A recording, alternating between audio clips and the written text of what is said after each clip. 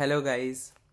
अभी तक तो ऐसा लग रहा था एटम की दुनिया में जब हम आए तो हमें ऐसा ही लग रहा था कि एटम एक बेसिकली एक स्फेयर है, एक चार्ज स्फेयर है, चार्ज फैला हुआ है और उसके अंदर छोटे छोटे छोटे छोटे नेगेटिव चार्ज प्रेजेंट है।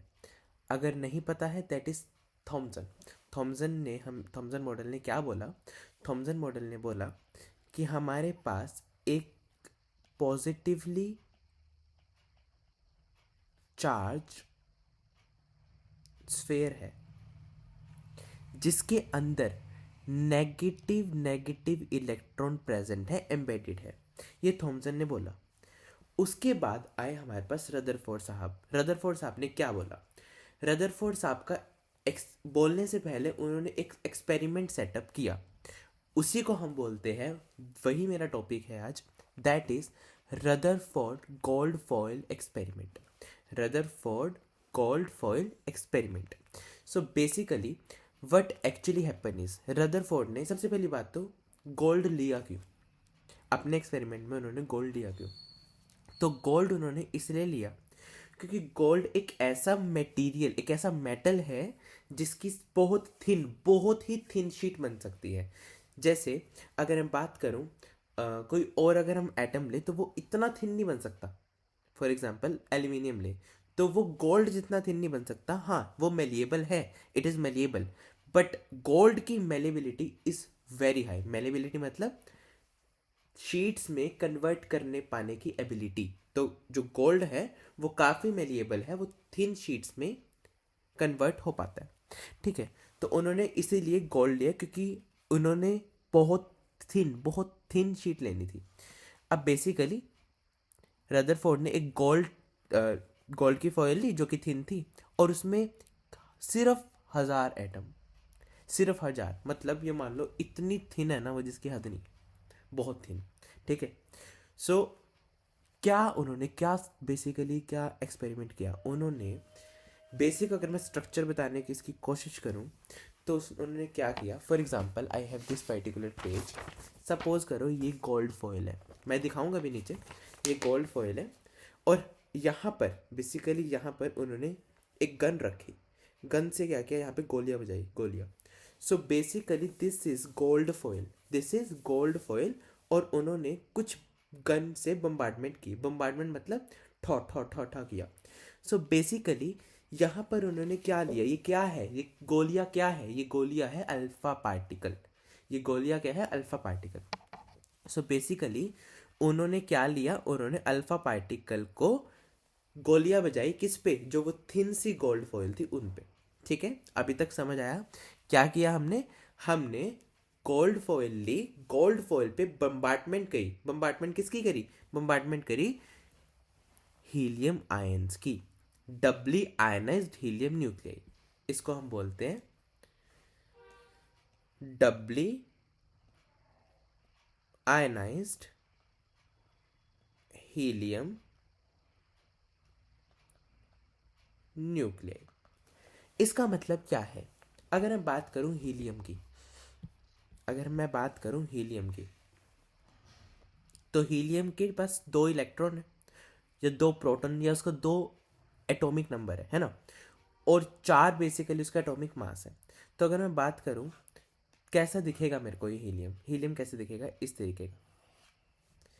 यहाँ पर 2 प्रोटॉन है, 2 न्यूट्रॉन है और 2 ही इलेक्ट्रॉन यहाँ पर है।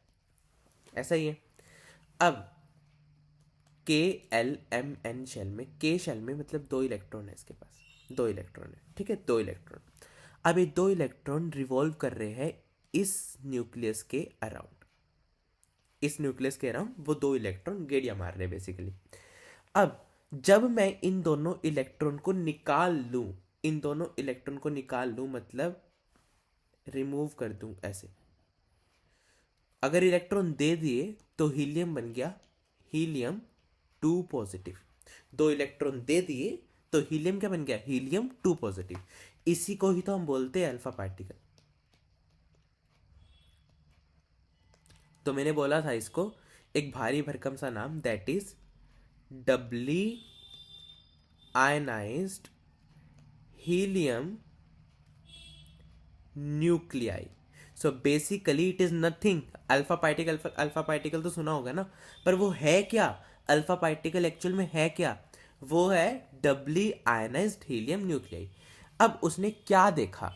जब उसने ये अल्फा पार्टिकल की बम्बार्टमेंट करी, बम्बार्टमेंट का मतलब जब उसने वो गोलियां बजाई तो उसने क्या देखा? देखो क्या देखा उसने, देखा ज्यादातर अल्फा पार्टिकल तो सीधे निकल गए। पहली चीज उसने क्या देखी, देखो ये रही, यहां से अल्फा पार्टिकल आ रहे हैं, अल्फा पार्टिकल ज्यादातर तो सीधे निकल गए, कुछ अल्फा पार्टिकल डिफ्लेक्ट हो गए। देखो ज्यादातर तो सीधे निकल गए, कुछ अल्फा पार्टिकल आए और वो डिफ्लेक्ट होके चले गए, और बहुत ही कम ऐसे अल्फा पार्टिकल थे जो आए और ऐसे चले गए। अब इससे क्या कंक्लूजन निकले उसके, मतलब उसके बारे में थोड़ा बाद में पढ़ते हैं, पहले ये देखो, दोबारा से यहां से समझाता हूँ। बेसिकली हमने यहां पर रेडियम लिया, बेसिकली रेडियो एक्टिव एलिमेंट है हमारे पास। सो यहाँ पर समझने वाली बात है कि यहाँ पर अल्फा पार्टिकल आए, ये अल्फा पार्टिकल आए, ये गोल्ड फॉयल थी, गोल्ड फॉयल पे बम्बार्टमेंट की, तो क्या हुआ, ज़्यादातर तो सीधे निकल गए, ज़्यादातर सीधे निकल गए, ठीक है। कुछ कुछ थोड़े से डिफ्लेक्ट होके यहाँ चले गए, ठीक है, और कुछ तो वापस से मुड़ गए, जहां से आए थे वहां चलो। गोल्ड फॉयल ने कईयों को तो, मोस्टली को तो आने दिया अपने में से, मतलब पीछे जाने दिया, और कईयों को थोड़ा धक्का मार के इधर कर दिया, और कईयों को जैसे आए उल्टे पैर वापस भेज दिया। तो अल्फा पार्टिकल को ऐसा क्यों करना पड़ा? सबसे पहली बात, alpha particle mostly passed straight, है ना, ज्यादातर तो आगे चले गए। Second, some got deflected, some got deflected by some angle, है ना, बाय सम एंगल। और थर्ड चीज क्या है? थर्ड चीज है कि बहुत ही कम ऐसे हुए जिनको गोल्ड फॉयल ने उल्टे पैर वापस भेज दिया, तो सम गॉट रिफ्लेक्टेड।